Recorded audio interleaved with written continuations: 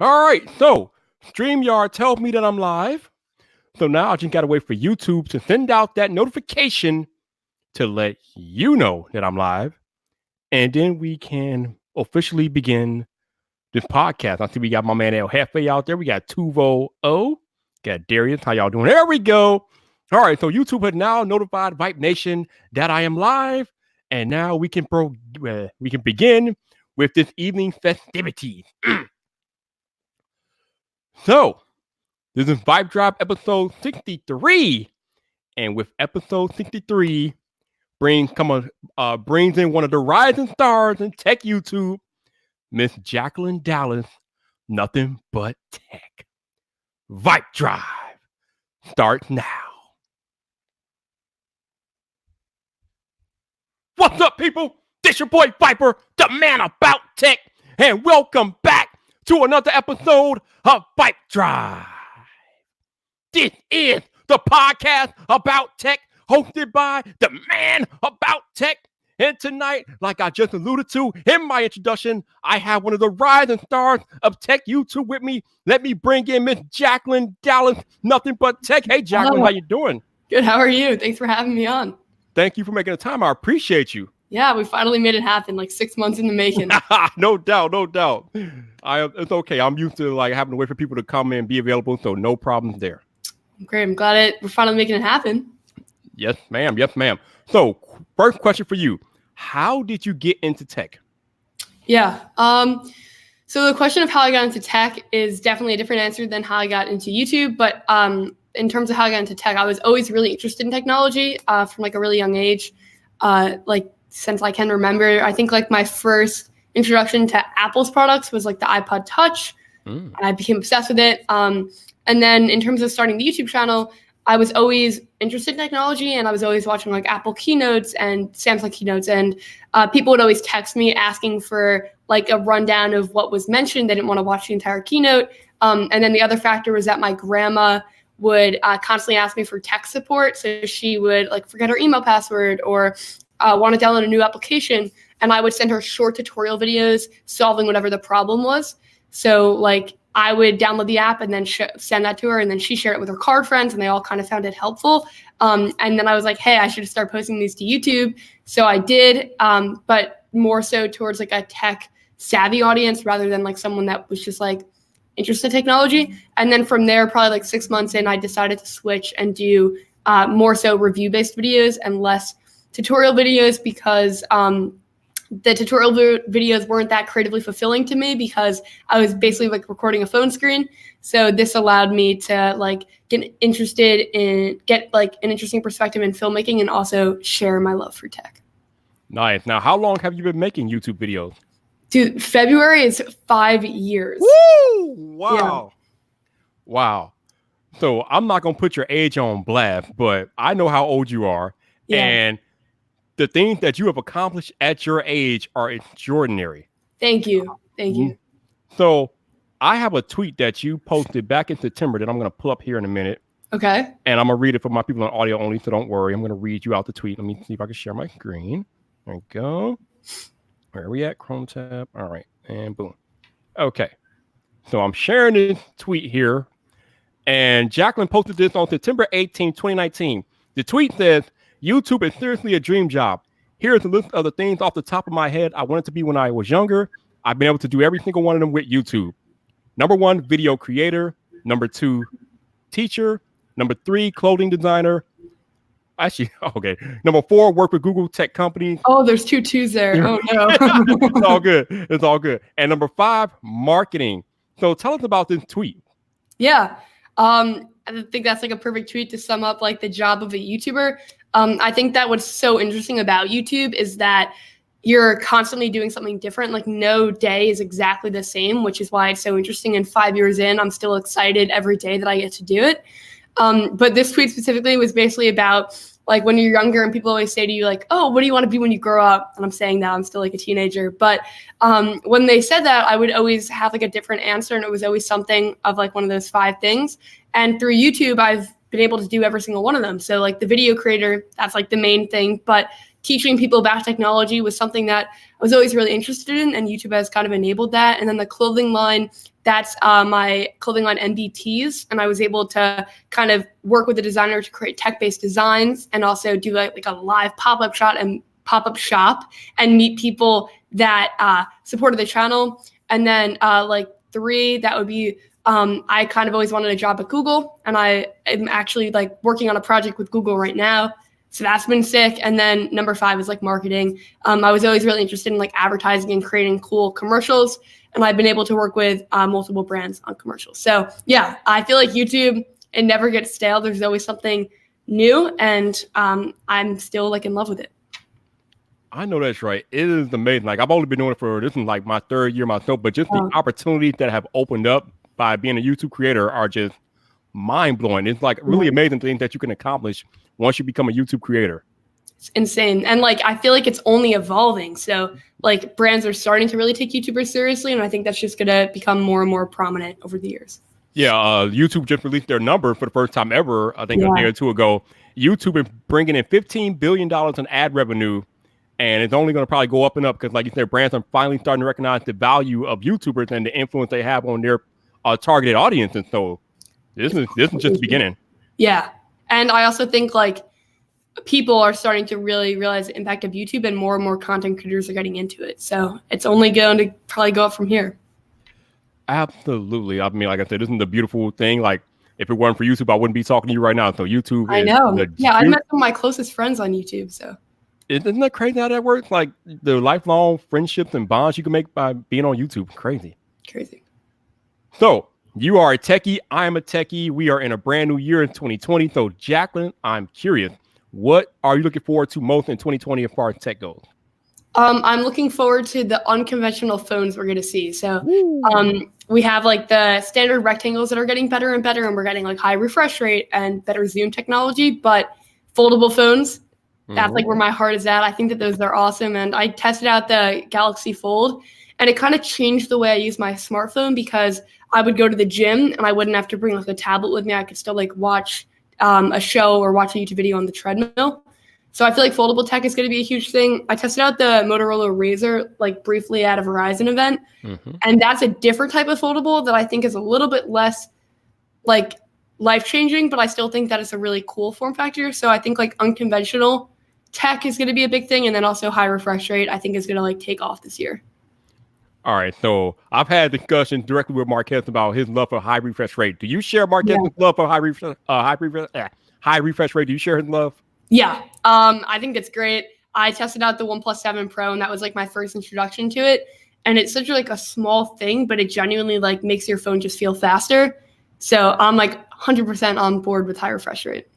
So am I right in assuming that if we were to ask you for like your smartphone of the year, one of the qualifying, or one of the most important factors to you probably would be high refresh rate? Yes, but that my favorite phone of the year isn't, because I like the iPhone 11 Pro. And I feel like that would have been, like a much easier pick for me, because I'm kind of held back by the fact it doesn't have high refresh rate, but the camera technology is so good and it just works really well. So I think it's that, but the OnePlus 7 Pro is like a close second. Did y'all hear that? She said the iPhone 11 Pro. See, that's what I'm talking about. See, that's why I rock with you. That's what's up. All right, is that your favorite phone of the year as well? Oh, yeah, I have an iPhone 11 Pro Max, though. Oh, yeah. Yeah. I mean, that's what I do. Captain the team Apple right here. Love Apple products. I mean, not that I don't love other tech, but definitely Apple products are my jam. Yeah, I got you. So, speaking of foldable tech and things like that, I know we can't talk about the S20, so we won't really get into that, but the DFlip that's supposed to be rumored and coming out. Now, we saw the video on Twitter of somebody like handling it the other day. What are your thoughts on the DFlip? I think it's interesting. I think it's like cool that although we have like the major players in the industry of like Samsung and Google and Apple, there's still like a lot of phones coming in that aren't like major players. And I think that they're getting recognition for doing like unique things. I saw like the Poco phone. I think it's like no, it's not the F2, but it's like another phone that they're releasing, and the specs, maybe it's like the X2 or something. I think, yeah, X2, and the specs are just like unbelievable. Like it has a 120 hertz high refresh rate screen, and you're getting that at a really good price. So I feel like this is also going to be the year of like the unknown brands becoming more well known. Definitely. Here we go. Shout out to Demi Harp for the $20 super chat. Thank you, sir. I appreciate you, man. Thank you. No doubt. Appreciate you. So you have been to a few tech events in your YouTube career. So tell me about your experience at these tech events that you've been to. So my first tech event was probably like 3.5 years ago now. And now like every October is like probably 10 events, which I love events because it takes like the online connection. I get to hang out with like my friends in real life. Yep. But yeah, it's definitely an unreal experience to go to events with people that I've looked up to for years. Like I was at event like last year. It was like a briefing for a product. And it was like Marquez, Michael Fisher, and a couple other people. And I was thinking like, I love these guys, like their content. And now like we're all listening to the same briefing. So it's kind of been an unreal experience in that way. And also there's just like a certain energy at events that is unmatched. Especially I think my first event was a Samsung Unpacked event, and it was like a huge one. I think it was their Note 8. And the energy in the room, they were giving out like free stuff and everyone was just hyped. So it's like all like these tech savvy people in one room, and it creates like a really cool experience. So I'm all in it for events. Absolutely. Now, you know, this Galaxy Unpacked event that's coming up next week kind of breaks my heart a little bit because we know that our buddy DJ Cole, he moved on to a different role in the company, so he may or may not be there. Oh, I didn't know that. That's a bummer. Yeah. Wow. So apparently they got some guy that have been doing big work with the Galaxy A line. They promoted him to DJ Cole spot, and then DJ Cole I think got promoted to a more of a bigger role within Samsung. But I don't know if he's going to be at the Galaxy Unpacked event, but you've been there, so you know how we love DJ. I hope he's there this year, but there's a good chance that he won't be since he's been promoted to doing something else. But that's a bummer. Yeah, he gives some of the best presentations. I used to make fun of him because he talked too much, but that doesn't mean I wanted them to get rid of him. I mean, come on, man. Free my man DJ. Bring him back. Yeah, that's a cool event though. So that's going on in San Francisco. Mm-hmm. They've actually, I think their last couple events have been in San Francisco, which is like a beautiful location. So still be good event. So out of all the tech events that you go to or now on a regular basis, what is your favorite tech event to go to? It's got to be either Unpacked or a Google event. Google's events are really interesting because they have all the tech YouTubers like hang out for the entire day. So they have us like meet before the event, and then they plan a lot of activities after. So like they had Domino's Pizza for us, and then like a dinner nighttime event. So they really like do a good job of cultivating the community. But in terms of like the hype surrounding the event, I think Samsung probably does like the best build up to their event. Like they're posting all the time. There's been a lot of like leaks, although I feel like some of that may be intentional, but there's definitely a different energy at a Samsung event, but I think there's more community at a Google event. Gotcha. Yeah, I remember at the Pixel 4 event, like you said, they gave you guys all dominoes, and inside the dominoes they had the Pixel 4 wrapped in. I'm like, that was unique. Sick. That's unique. Cool. So speaking of leaks, it's kind of funny because I had Max Weinback on one of my live streams at the beginning of the year, and at that it was crazy because on my live stream, he found out about the leakage. He found out the leak about the when the Unpacked event was going to be held. So then he posted that on Twitter that it's going to be that it was going to be held on the 11th of February. Yeah. And then Samsung came out the very next day and confirmed it. So I'm like, wow, this actually happened like in real time on my live stream. So it was kind of nuts. Yeah, that's crazy. That is crazy, but that's Max for you. I think he's always on top of the leaks, right? Yeah, like he's always on top of it. He is, and he's actually watching. What's up, Max? How you doing, bro? He's out there watching. That's great. So I want to shift gears a little bit here because you're a woman, you're in tech, and you are making hay. You are one of the top women in the tech space. Thank you. So I'm no doubt. So I'm curious to know your opinion on why aren't there more women in tech? That's like, I think that's multifaceted. I think it is like a lot of like, it just wasn't a norm. Like I remember when I was really interested in technology, when I was really young, people were always like surprised. They were like, oh, why aren't you interested in like dressing up or other things like that? Like it definitely, even unintentionally, was pressed into my mind when I was really young that like most females aren't interested in technology. So I think we have a ways to go on like re-educating that. And then I also just think that like the YouTube space online is a lot of female creators, but just not as many tech creators. But I also feel like that's because there just isn't a lot of like people my age that are female creators. Like I think I'm the only female teenage tech reviewer. So there's a lot of like re-education we need to do to get people more interested in technology. But what I'll say is, even though like there's not a lot of like prominent female tech YouTubers, a lot of my friends that are girls are interested in technology. I just don't think that like they want to post about it all the time. So I don't know. I think there's a lot of room for us to add more people into it, but I feel like it gets better and better every year. Like some of my closest tech YouTube friends are female now. So I think that there's room for improvement, but it's getting better. Yeah, I would tend to agree with you. I think it is getting better year by year, but there is definitely a lack of female presence in the tech space for whatever reason. Yeah. And I think you're right. A lot of it has to do with the way we're brought up in our society and culture. Like you said, tech isn't really like impressed upon women at a young age per se. Yeah. But I think that's changing with programs like STEM and things like that. So it is changing, but yeah, it's just gonna take a while. Yeah, we got a long way to go with that. We got a long way to go. Yeah. So we got to talk about the event that changed the course of your channel forever. Okay. We got to talk about Casey Neistat. Oh God, I love that guy. Yeah. So I remember when you put out I think you made a video or a tweet. I think you said something to the extent of, Casey, do you have time for a 16-year-old tech YouTuber or something like that? Yes, exactly right. And then he responded, and then tell us about the rest. The rest is history. Yeah. So what a lot of people don't know about this story is that I actually worked for Beam for a little bit before that tweet. So I reached out to him probably 6 months prior to sending that tweet and making that video. It was before 368. And I had said like, hey, I really love technology. I'm a YouTuber. I would love to get involved in Beam. And he had said like, yeah, let me connect you to Jack, who is working on Beam. You probably, if you watch his vlogs, you know who Jack is. And I worked in like the beta program, and I created a couple like videos for the Beam app before I actually like sent out that tweet. And then Beam like was sold to CNN, and then he launched 368. And when he launched 368, he said that he really wanted to work with like smaller creators. And I was like, yeah, it's a perfect opportunity. I need to get on this. And he said that he really wanted people to not just like send a tweet, but to actually do something. So I decided to produce a video. And the video is basically like a summary of what I'd done in the tech space and what I wanted to do with him. And at the end of the video, I was like, hey, please send this to Casey. It would mean a lot. And a lot of people just sent it to him. And like it became like it was like filling up his notifications, and he saw it and he commented like that day that the video was released. And then nothing really happened for like 6 months. I think that he posted actually a tweet about my channel, which is crazy. Like I kind of just wanted to work with him. Like I didn't want to shout out when I was doing that. And then maybe like 6 months later for Unpacked, I guess this is like 2.5 years ago. I posted like, hey, I'm going to be in New York for Samsung Unpacked. Any New York City creators want to collaborate? And he like responded with like a hand wave emoji. And then he sent me a DM and he was like, hey, like, let's go to Unpacked together.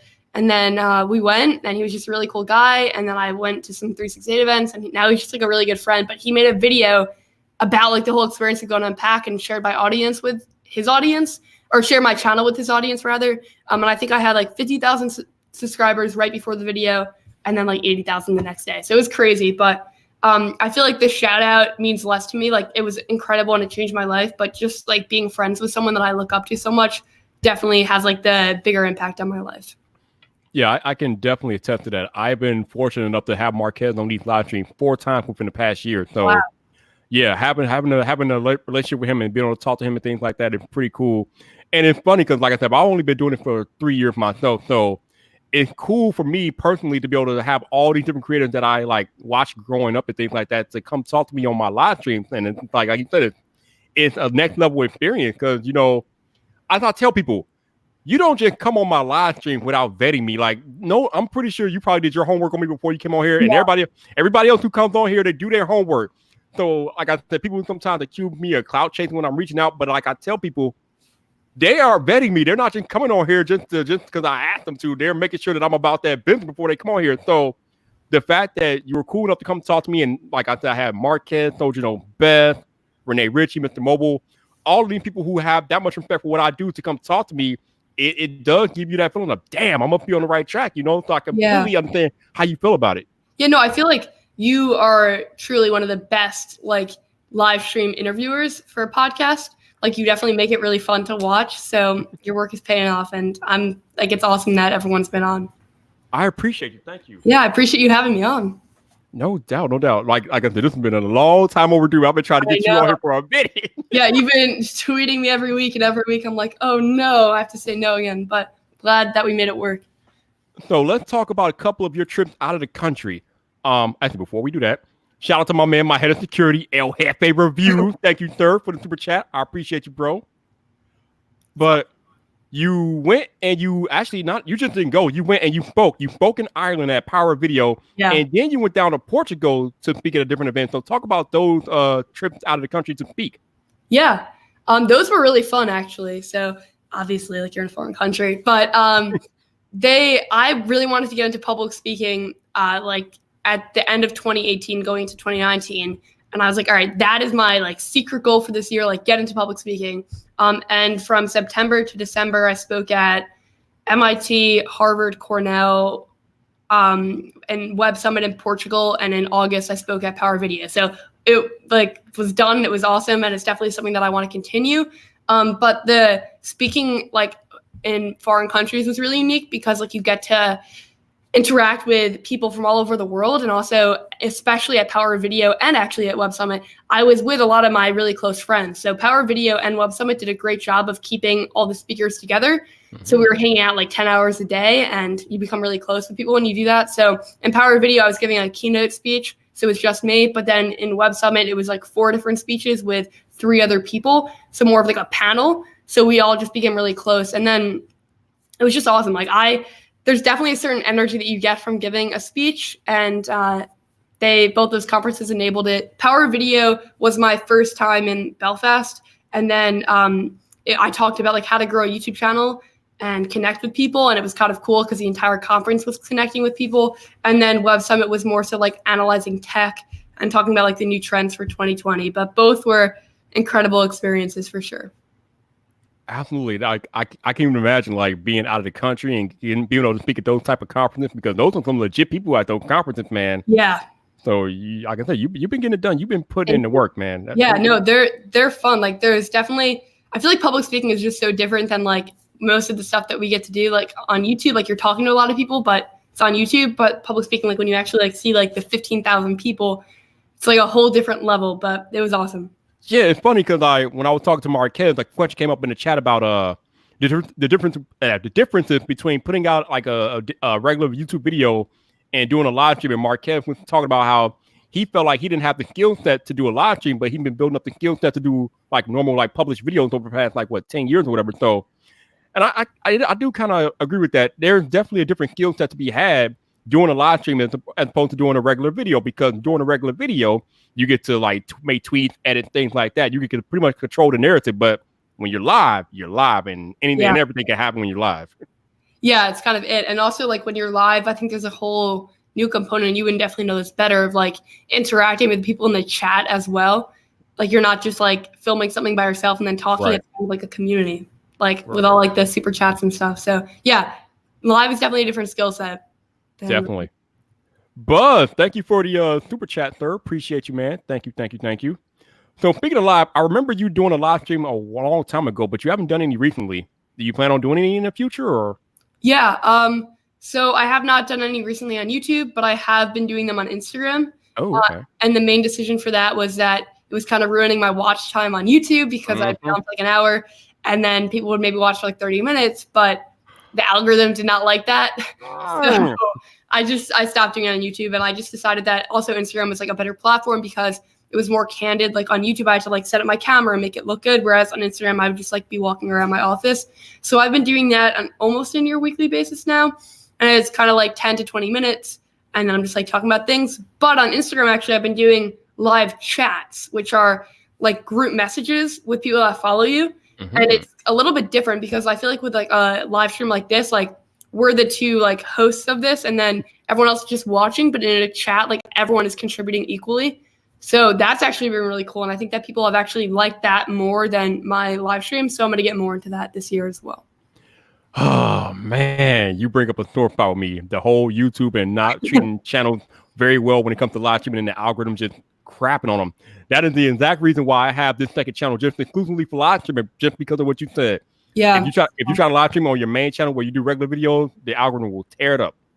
Yeah, no, like no one, I don't think that the algorithm is like good enough yet to understand like what different watch time is, but yeah, it's just easier not to. Yeah, I completely agree. So I alluded to the tweet earlier where you talked about the 5 things that YouTube has allowed you to do. And one of the things was that you started your own clothing line and you actually had a pop-up shop. Yeah. So talk about your experience having that pop-up shop. That's a kind of unique experience. Yeah, the pop-up shop was really cool. So that was the first time that I had ever intentionally met like people that watched my videos in real life. When I have been at like events, I've met viewers mainly at like the OnePlus event because they let like general consumers come. So that's been really cool. Like I'll be in the hands-on area and someone will be like, hey, I watch your videos. So that's cool. And I've met people like on the streets after those events. But the pop-up shop was like intentional, like come here, let's meet, support the clothing. And that was a really cool event. So that was me, Sarah Dici, and a couple other creators like just showing off our clothing and selling it. And a lot of people came. And then at night we did a panel. And that was my first time public speaking, actually. So a lot of people are always like, how do you go from like doing a YouTube video in your bedroom to talking to like 15,000 people without like being extremely nervous? And the answer is like, I didn't. I had like a panel with 100 people. And that kind of like got my feet wet in it. And then it's been like better since then. But like just the fact of like meeting like a username in real life and having like people actually come and like spend money on the stuff that you've spent time on is really cool. So pop-up shops are definitely something that I want to do more of. Right now, the clothing, we're getting ready to launch in the spring. So there's no current designs, but the idea is like tech-based designs that you can wear even if you're not a fan of the channel. Right. You stay busy, like I said.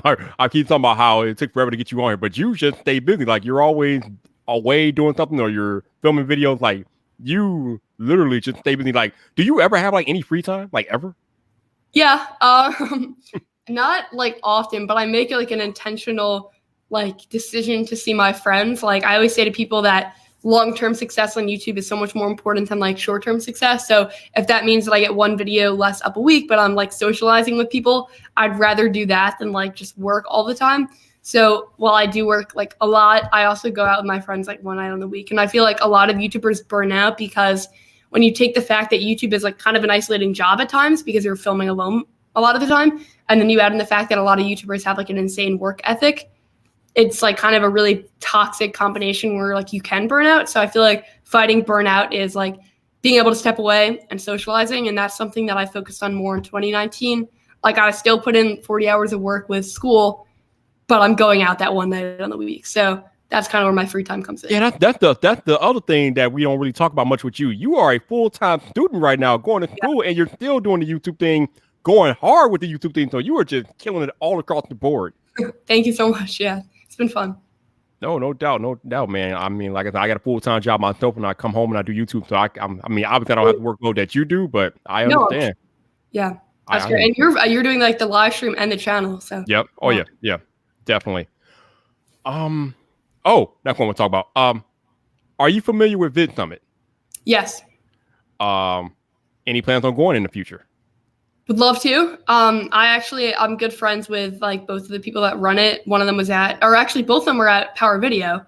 And it sounded like it was an incredible conference this year. So yeah, I would love to go next year. Also, I don't know if you saw this, but Justine had a conference. She did. Log University. Really yep. Cool. I want to go next year to that. It seemed like it was an awesome event. Yeah, I think it'd be pretty cool if you ever got the opportunity to speak at VidSummit because VidSummit is legit. Do that maybe on the list of trying to get that done this year. Yeah, you should definitely do that. That would be. I told Marquez the same thing. Like, you should try to pick a VidSummit, but he brought up a good point. VidSummit is in October, and we techies know how crazy October can get. So yeah, it's a little nutty. Yeah, October is like insane. That was when most of my talks were this year, and it was a lot. So yeah, October is kind of like off limits for booking stuff. But I feel like if it's VidSummit, you got to make the exception. Yeah, I would. Yeah, definitely. I would definitely highly recommend that if you have a chance to go to VidSummit or speak at VidSummit or even just go to VidSummit, go because, man, that would be legit. Yeah, did you go this year? I went in 2018 and it was life-changing. So really? I met Jonathan Morrison, I met Peter McKinnon, Sarah Dici. I met a whole bunch of people when I went out there in 2018. So it is life-changing. Okay, I'm going to have to make it happen. So... I just got a DM from my man Boarded Work saying that he's in town. Oh my God. I like when people actually tell me when they're in Chicago. Thank you, Boarded Work. I appreciate it. Yeah, this weekend is the auto show. So I think a few of my tech people are probably going to be in town for the auto show, I'm guessing. So that'll be cool. Oh, really? When is that? It's from the 8th to the 15th. Okay, nice. That's like coming up. That's right around the Unpacked also. Yep, right. I was going to ask you, are you into cars? But you are into cars because you did a video on your Land Rover, and I think you did another car video before too. Yeah, I did 2 on the Range Rover. It's been a cool car. Not the most reliable car. Oh, shot fired on the podcast. Ooh. But it's a fun car to drive, and it has a lot of like cool tech features. I just feel like they need to buckle down on making it a little bit more reliable. Like in the video that I shot, the engine light was on. Oh. And that just like summed it up because like there was just no good time to shoot it. And I was like, all right, we're just gonna have to shoot with the engine light. But it's a cool car. And it has like a cool app that integrates with it. So you can like lock the car, see where it's at, turn it on. So it has cool features. But I would love to check out the Tesla. I'm about to ask you, what's your thoughts on Tesla? Yeah, because I feel like that's like you get like the luxury and like the coolness, but it feels like it just works a little bit better. So I would love to check out the Model 3 or the Model Y. Do you have any plans on doing that in the near future? No solidified plans, but it's definitely like a goal for this year to check it out. Oh, when you check out the Tesla, you gotta let me know how you like it. Yeah, I will. Well, you know that's like the official YouTuber car right there, right? Yeah, no, I just saw someone else bought it today. I think it's like taking over the tech scene. Yes, no doubt. So, I don't know how many people know this fact about you, but I pay attention to you. I've been following you for a few years now, so I know this fact. Okay. But I know that you hoop. You are a basketball player, or you were, or you used to be. Yes. Yeah. Wow, I'm surprised that you knew that. Good for you. Yes. You're on top of it. Yeah. Your boy Viper knows what's up. I do my research. Yeah. So are you still hooping, or did you like not do that anymore? Not like at the same extent that I was. Like when I was first playing basketball, I've been playing it since I'm like 4. I was playing like 5 or 6 days a week, but that's just not sustainable anymore with like YouTube and stuff. But I still like if I get a free second, it's still something that I like to do. Okay. Yeah, I grew up playing basketball, so when I found out, I'm like, "What? She playing basketball too? Okay, I like this." It's so surprising, like how many YouTubers play. Like Sarah Dici plays, and a couple other like they were like, "Yeah, we should do like a YouTube team." And now you got to be on the list. No doubt. I think Roberto was talking about this. I think, or was it, I don't know if it was basketball, maybe it was Ultimate Frisbee or something. He was talking about getting a bunch of YouTubers together to play some basketball or whatever. That'd be sick. That'd be fun. That would be sick. So. You are doing big things in the tech space. You got your own business. You're a successful tech creator. I have a lot of up and coming creators that watch my podcast and my live stream. So my question to you, Jacqueline, is: do you have any advice for up and coming creators? Yeah, that's a good question. Okay, I just did like a B&H interview and I gave like a couple tips. So I'm just gonna say those because I think that those are like important. The number one thing I think is finding something that you're like interested in creating, because I think a lot of people start YouTube to make money, but then the flaw with it is that it takes a ton of time and you're at a huge deficit in terms of time and money for a really long time. So unless you're really passionate in what you're doing, you're going to burn out. So figure out like a topic that like you enjoy, and it doesn't have to be like, I'm only going to make review videos. Like for myself, I started out with tutorials and then I transitioned to review, but just like a genre, like, tech or makeup or vlogging, just so you have like a general sense and see if you like it. So that's the first thing, assuming that you like it. Number 2 would be you're in it for the long game. Like I know very few people that just blow up on YouTube overnight. So you just got to be patient. I think like the people that I know when I started, I would say only one of them is actually still doing YouTube, which is really sad. Like I was really good friends with like probably 20 people and we were all in a group chat and all of them are doing great things in their life now, but none of them are still doing YouTube. And I just think it's because it's really hard to stick with it when you're not getting results, but you got to stick with it when you're not getting results. The third thing I would say is collaborations. If I had to point to like one thing that has been like pivotal in my success in YouTube, it's collaborations, as we talked about, like with Casey, but even smaller collaborations, like working with people at the same size of your channel or even smaller size channels. Oftentimes they have a different audience. So like you'll still gain followers, and it's also just good for your sanity too. Like we talked about how YouTube can be an isolating job. When you collaborate with YouTubers, it's kind of like they understand what you're going through and you can meet them in real life. So that would be like one of my biggest tips, like really work on like creating a community of people that you can go to for support and also work with. And then my last tip would be to figure out something that people are going to want to subscribe for. So I think like, I think Gary Vee talked about this. A lot of people are creating selfish content online. And when you don't have an audience, you can't create selfish content. So like selfish content would be like a video of you like going to the grocery store or something and you're just not providing value. Like maybe you're going to the grocery store and you're recommending some recipes and now that's value. But if it's just like you like going to the grocery store and like singing in the car, you might get a small audience that wants that. But a lot of people want like a concrete value exchange. They're giving you your time. What are you giving them in return? So figuring out like how you can make content that people are going to want to subscribe for, like giving them that reason, making them feel like they've walked away with more than they thought they would. And then just keep doing it. Over and over and over again. Yeah. Man, that is some solid advice. I think that's one of the big things about YouTube. Like you said, a lot of us creators get lost in the fact that when you're making content on YouTube, you got to make content that matters to people that are not you. You know, I mean, I would think that when you're on YouTube, you're not really making video for you to watch. I mean, you don't need to be on YouTube to do that. But if you're on YouTube, you should be making a video to attract viewers, to attract an audience, videos that actually matter, videos that people are interested in, that they're searching for, things like that. Because again, YouTube is the #2 search engine in the world, and it's backed by Google, which is the #1 search engine in the world. So there's a lot of opportunity to gain an audience if you just put out content that matters and content that people actually are interested in and are looking for. Yeah, I agree. Definitely. So what's on your schedule for the rest of the week? I know you're about to head out to San Francisco, I guess, pretty soon, right? Really soon. Then in the meantime, I'm working on finalizing that project for Google that I was talking about. Right. So, I saw the picture with you and my people, Terry Warfield, Steve Kids. Yes, those guys. Yeah. So it's with Google Play 368. And I finished editing it. It was like 450 gigabytes of footage. Ooh. So it was like a solid 10 hours sitting down, like going through editing and like 4 hours of file organization. But 368 actually did a really good job of organizing it. Like when I organize my footage, I don't feel like it. So I just put everything in like one folder. But they were like, all right, 9 a.m. to 10 a.m. And then like they organized it so it was easier to manage. So I'm finishing up that, getting like the content ready to post, working on 2 other videos that I can't talk about yet.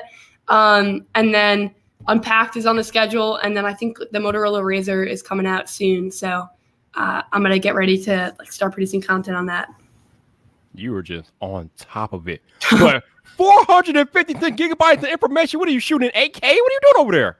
There was just so much footage, and it will make more sense when the project comes out. But it was like a very intense project where like everyone's video is very different because there was so much footage that you could kind of edit any narrative you wanted. So I think like overshooting is good rather than undershooting. I've been there where I've undershot, but yeah, 450 gigabytes. It has like its own drive. I'm not even putting it on my personal drive because it's just like taking up way too much footage. But they shot a lot of it on like an A7 III. It was just like a lot of shots. It was 2 full 10-hour days of shooting. So it just like kind of added up. Mm-hmm. Yeah. A7 III, that's what I'm shooting my stream on at the moment. Oh, good. Wow. Yeah, I'm not. And you could tell because I'm so overexposed. I'm sorry to everyone watching. I'm using like an actual webcam, but it's just not, it's not it. There we go. Like, if I keep my hand here, then it's better exposed. It's all right. It is okay. Ultimately, this is going on audio only anyway, so it's all right. Yeah. So besides the Galaxy Z Flip, we got new iPhone coming later this year. What are your thoughts on iPhones as a whole? Yeah. I hope that this is the year that iPhones finally make the leap to high refresh rate, and I think it will be. Yep. That's going to be a huge difference. I feel like when Apple makes a change, the industry makes a change just because of like what position they're in right now. Mm-hmm. So like getting rid of the headphone jack, companies made fun of it. Now that's gone. The notch, like everyone copied that, like even like the worst ideas. So I think like if Apple does high refresh rate, we're going to see a wave of high refresh rate. And it's already been done. So I'm not saying that Apple's pioneering the tech, but I think it's going to be more and more prominent. And we're going to start to see it like trickle down into more mid-range phones, kind of like the 2 cameras. Yeah, I've been trying to tell people this for a while that Apple is the industry leader. Whatever trend Apple sets, the industry follows. There was some type of stupid article in BGR about how Apple is behind on design. I'm like, are you kidding me? Do you understand that this square camera module is now the end thing because of Apple? I mean, we know that Huawei had it first, but when Apple put it on iPhones, now everybody put it on their phones. Don't talk about Apple being behind the design. What are you talking about? Yeah, it feels like Apple never pioneers or rarely pioneers the tech, but they often like perfect it. So like they take an idea that's not like wireless headphones. They definitely were not the first with wireless headphones, but they made them really good with the AirPods, and now AirPods are the most popular headphones. So like they might seem behind at certain times because they're not the first with it, but I feel like they wait until the tech is mature enough to put into their phones. B2B foldable. Yep. Yeah. Yep. I like when we see an Apple foldable, it means like the tech is pretty much mature. Exactly. Shout out to my man 504 for the 504 super chat. Thank you, sir. I appreciate you. Dude, everyone loves you. I've never seen so many super chat donations for the live stream. No, they're just showing out for you. That's all. Oh, I love that. They're showing out for you. So as far as iPhones go, we know that, like you said, the high refresh rate is probably going to be on deck. They're probably going to be coming with 5G. What are your thoughts on 5G right now as it stands? Okay, good question. 5G as it stands right now is not mature. So when you hear that a phone puts it on, you might be thinking, like, why do I need that? But my argument is that, like, let's say the iPhone costs like $1,200 and they put 5G on it, you're probably keeping the iPhone for more than like 1 year, like probably like 2 or 3 years. 3 years from now, 5G may be like everywhere, and then your tech is future-proofed. So I think like it makes sense that they're putting it in phones now. I think it's also interesting to look at how different companies are implementing 5G. Like T-Mobile's implementation of 5G is really different than Verizon's. Yep.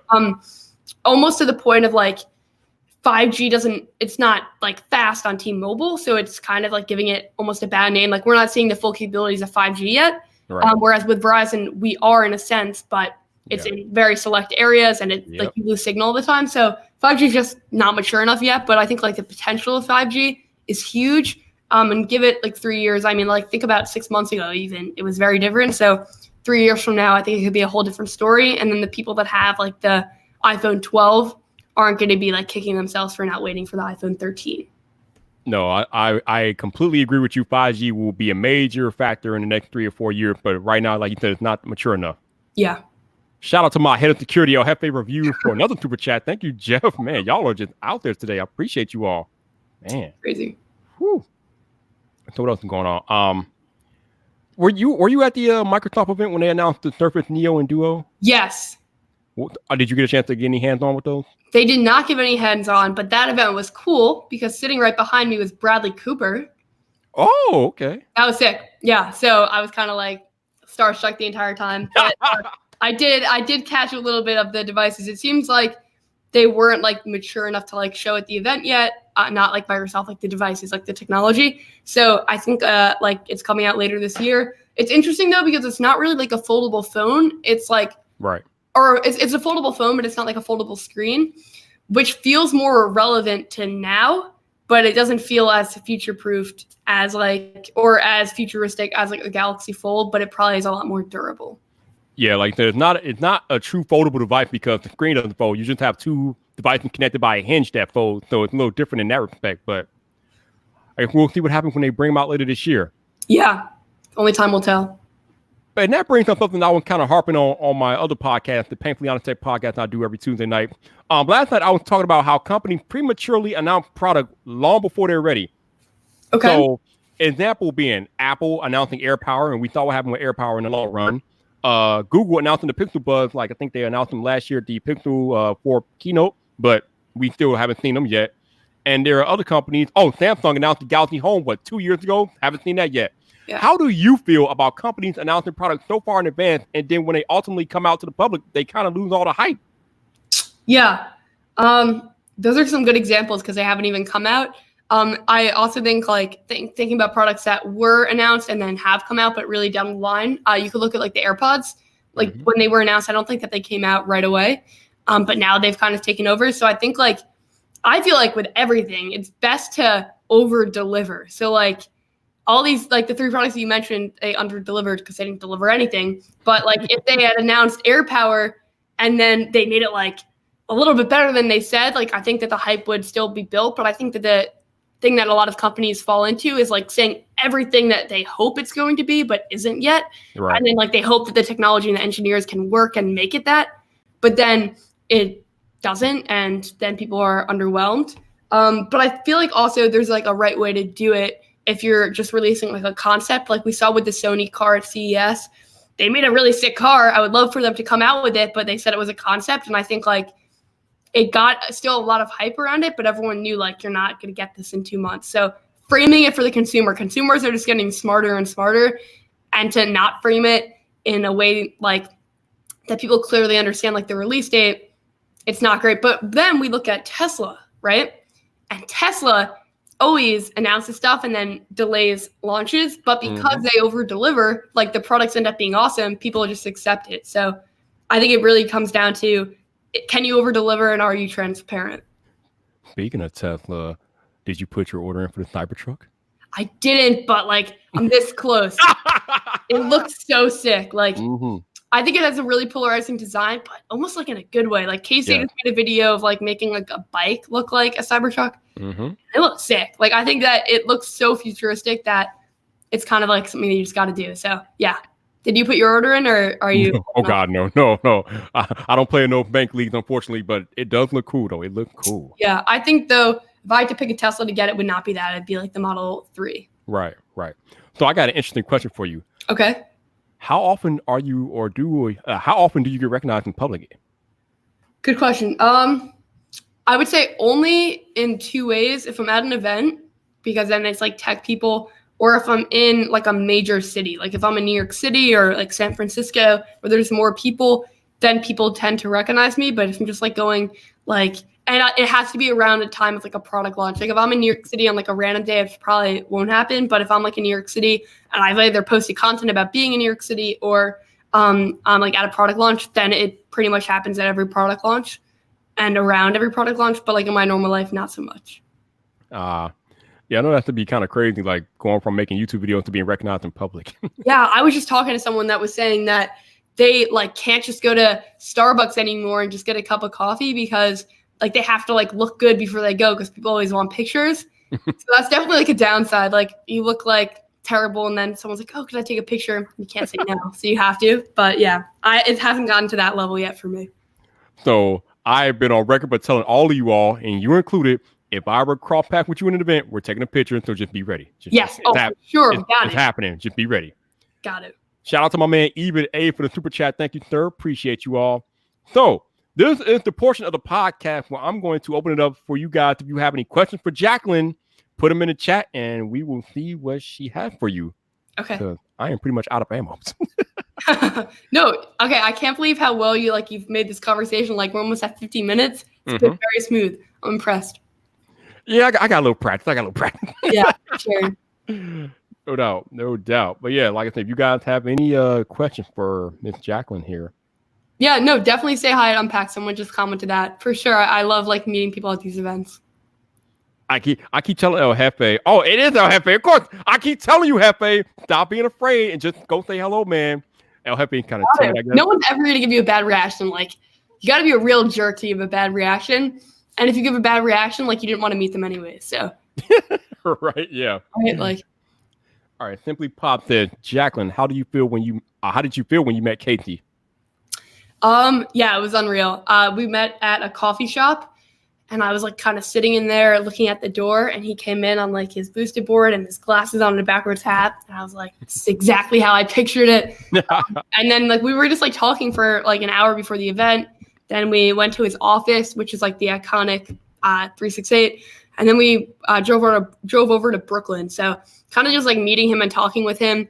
And he's just like so talented that like just being in his presence is amazing. So yeah, it was kind of an unreal experience. I met him, and then a couple months later I met Shawn Mendes, who like I love his music, at a Casey event. And Casey definitely had me like still like starstruck. So that is pretty cool. Hopefully one day I can get Casey on here, but he's a pretty busy dude. So yeah, you got to get him on here. He's great. No doubt. CDF man says, what is your dream phone like? What do you want in a phone? Okay. I'm going to talk about a phone that can't possibly exist now, but I hope it does soon. So foldable phone, like the Samsung Fold, but that is like really durable. 120 hertz refresh rate, USB Type-C, and a headphone jack would be nice, but unrealistic. Good battery life, Super AMOLED display, like a Samsung quality display, and a great camera, like the iPhone 11 Pro camera setup. So the only thing that's unrealistic out of that is just durability right now. And I think it will get better. But yeah, that would be like my dream smartphone, and a large display on the front of it. Like the Samsung Fold has a teeny display. Yep. I would love like a large one. Definitely. No doubt. That sounds legit. Courtney X wants to know, question. I've been watching you both for a while. Jacqueline, how old were you when you started YouTube, and what inspired you to get started? Yeah. So I was 13 when I started. And we talked a little bit about what inspired me to get started in the beginning, but it was basically a combination of my love for tech and a combination of my grandma and friends always asking for how-to videos, and I'd send them and they found them helpful. So I started doing like that same thing on YouTube. And I also loved filmmaking. So it was kind of like the perfect storm. And now like 5 years later, I'm still loving every day. And then she should be doing her thing out here. Michael Pepper wants to know, how would you suggest a small channel like his reach out to a larger channel for collaboration or be on a stream? Yeah. Value exchange. So I think a lot of people they pitch in the same way that people make selfish content, they pitch selfish collaborations, and not intentionally. Like, and I've definitely done this too. Like, you're just so excited and you really want to work with a person. So you say to the person, let's just say like you're contacting me. You say like, hey, I love your content. I would love to work with you, Jacqueline, instead of saying, hey, I love your content. I would love to work with you. Here's what I'm thinking, like, and pitching an idea. So for example, a couple years back, I wanted to work with Sarah Dici. Now she's a good friend, but I did not know her at all. And I had said to her like, hey, I would love to work with you. But the iPhone 8 had come out at the time. And I said, I have the iPhone 8. She didn't have it yet. And I was like, let's make a video on the iPhone 8 camera. So I got to work with one of my favorite creators and meet her, and she got to get content on the iPhone 8 on her channel. So showing that value exchange, and it doesn't even have to be like a concrete value exchange in that way. Maybe it's just like you bring a new perspective to a video, but showing something and not just pitching it as beneficiary to you, but also pitching it as being beneficial to both creators, because it is inevitably. But when you're getting like hundreds of collaboration requests, it's the ones that pitch a value exchange that stand out. There you go. Good, solid advice. Shout out to Rainer Richter. I can't highlight the thing because StreamYard doesn't let me highlight sticker for a super chat, but thank you for the super chat, sir. I appreciate you. All right, I found another one. Where'd it go? Okay, that one. Oh, our dog wants to know, what's your daily driver right now? Good question. I use 2 SIM cards. I feel like a lot of tech YouTubers do. So it's an iPhone, and then it's whatever Android phone I'm reviewing. So right now, that was just a Samsung A20. That's like a budget phone I just posted a review. If you missed it, go check it out. And then it will probably be the new Samsung phones. And then after that, maybe the Motorola Razr. It's basically any phone I'm reviewing. The iPhone stays a lot more consistent because they only release like 1 or 2 iPhones a year at the same time, whereas Android phones, like it's every month or something new. All right, so I got an interesting question for you. There are rumors that Apple might switch to a 2-phone-a-year release schedule, which means they will have like 2 events. They will have one in September, maybe one like in March or something like that for phones. Yeah, I'm not really a big fan because I like building up all the hype to the annual yearly iPhone event. But how do you feel about a potential Apple having to add an additional event onto their yearly schedule? Yeah, it's not great.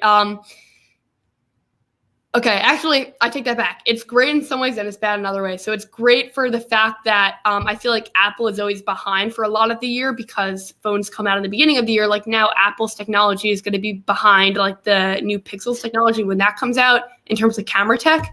Or like high refresh rate, they're going to be behind the high refresh rate phones, and then they're going to have to wait until September to catch up. So that's bad.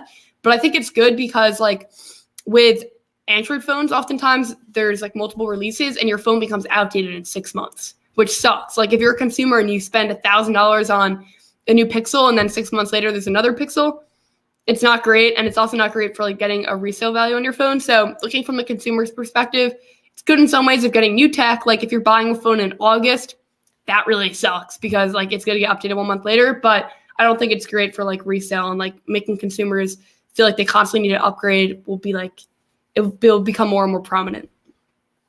Yeah. Like I said, I guess I'm kind of an old fogey in the way that I like the annual iPhone event. So I don't really want them to have like 2 events a year, but I understand it from a business perspective, even though I understand, but it kind of perplexes me at the same time because iPhones are the top selling phones across the board. So it's not like Apple is losing sales to their competitor per se, but I mean, I guess you gotta jump with the market, I guess.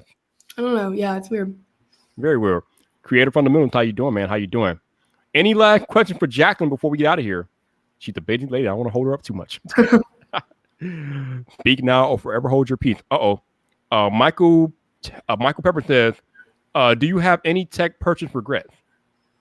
Good question. I gotta think about that. Okay, I did not purchase this, but I'll talk about something that I got sent as a review unit that I regretted like at the time. Like I was so excited for it and then I wasn't a fan, but now it's gotten better. So keep that in mind as I tell you this. Palm sent me their phone and it was like a 3-inch phone and I was so excited. Like I just loved it. It was so cute and like little and I was really into it. And then I got it, and it had to be a non-standalone phone, so it had to be connected to another phone. The camera was bad, and it was really expensive. And like that was one of the worst reviews I've ever given a product before, because it just didn't feel worth it to consumers. And I remember at the time, like I was thought to myself, like, it's so important, like it's equally as important to give a good review as it is a bad review. And it was like the first time that I genuinely gave like a really bad review. And then, so that was like a regret at the time, like of I had so much anticipation and then it just kind of flopped. But 6 months later, they correct all the issues that I just said. So now it can be a standalone, it's cheaper, and they did a camera software update. So I don't regret it anymore. It's a cool device, but at the time I was pretty bummed about it. Yeah, It's a good question. Yeah, yeah. When they released that, I was like, really? This is something? Okay, but man, Yeah. everything has its purpose. Yeah. Okay, so let's see. Simply Pop wants to know, what Apple product are you most excited for in 2020? Okay. Probably the iPhone. I feel like this is going to be a big year for iPhone because we're going to get better camera, we're going to get high refresh rate. So it seems like it's going to be a big year for iPhone. And then, of course, their MacBook Pro, if they end up updating the 13-inch, that will also be really important. But for me, it's got to be iPhone. So are you iOS, or are you Android, or are you? I'm both. So I use an iOS and an Android. I don't really have a preference. I prefer iPhone for my friends. Like we all use iMessage, so I'm kind of locked in because of that. Like, and AirDrop is so convenient. Like I was at an event recently and we're all taking photos of each other. And I was like, oh, can you send me that one and that one? And they just did it easily. And then I was reviewing the A20 and I had to get photos from that sent to my computer. And it was like such a process. I had to update it to Google Drive and then download it. Like someone just needs to rip that off and send it anywhere as close, but it's not as convenient. So that's the only reason I prefer iPhone, but I prefer Android for like the customizability and the amount of choices. Definitely. All right, this is going to be the last question of the evening here. So, Jedi Mind Trick wants to know. Let me go back up here. Wants to know, do you think 32 is too old to start as a content creator? No, just start. Any age, go for it. The fact that anyone watched me when I was 13 with a mouthful of braces and no sense of how to use a camera is a testament to that. You can find your audience if you just put in the work. So put in the work. 32 is young, by the way. Like a lot of people start channels much older. So just get started. And if you really commit to doing it this year, by the time like you're 33, you may have something and you're going to be thinking, why did I even ask this question? No doubt. All right, got one more. We got Ivan saying, can you recall a specific video you uploaded that kind of puts you on the map? Good question. Not that necessarily put me on the map, but my first video that I think like did really, really well was a Note 8 hands-on from Unpacked. And Samsung saw that video actually, and then they licensed footage from that for a commercial. Ooh. So I guess in a sense that put me on the map. Like a lot of people saw that and like texted me like, oh my gosh, I just saw you in a commercial. So that was a really cool experience. That was my first video to hit like over 200,000 views. It seems like on my channel, camera comparisons and Samsung content does really, really well. Definitely, yeah. You do some detailed camera comparisons. No doubt. Those are a pain to edit, but they pay off normally with people liking them. No doubt. Jacqueline, thank you so much for joining the VypDrive today. I appreciate your time. Yeah, no, this is fun. We got to do it again for sure. Definitely. For those of you all listening or not listening, those of you all watching on the YouTube tonight, thank you guys so much for watching. I appreciate you guys. For those of you all that super chatted, thank you for the support. Definitely appreciate you. If you're listening on audio only, thank you for listening to this episode of VypDrive. I appreciate you guys. If you want to support the podcast, there will be links in the show notes to do that. And if you want to find Jacqueline, I will have all her information in the show notes as well. Thank you. But for the people on YouTube, let the people know where they can find you besides YouTube. So Twitter and Instagram, I use those a lot. So if you want to follow me in either, my username, I finally got the same one on both platforms. Super amped about that. It's NBT and then Jacqueline, which is spelled Jacklyn. And then YouTube, if you just look up like NothingButTech, the first search result should be me. It will be her. I can confirm that. Yeah. No doubt. But once again, thank you guys for joining me tonight. I will be back next week with another podcast. Oh, and before we go, I am dropping a video on the main channel in about an hour here, so be on the lookout for that. Exciting. So if you guys aren't subscribed to the main channel, the link is in the description. Go get subscribed. Video coming in an hour. But Cool. Until the next time, people, this your boy Viper, the man about tech. You know where to find me. So come back for more. Thank you.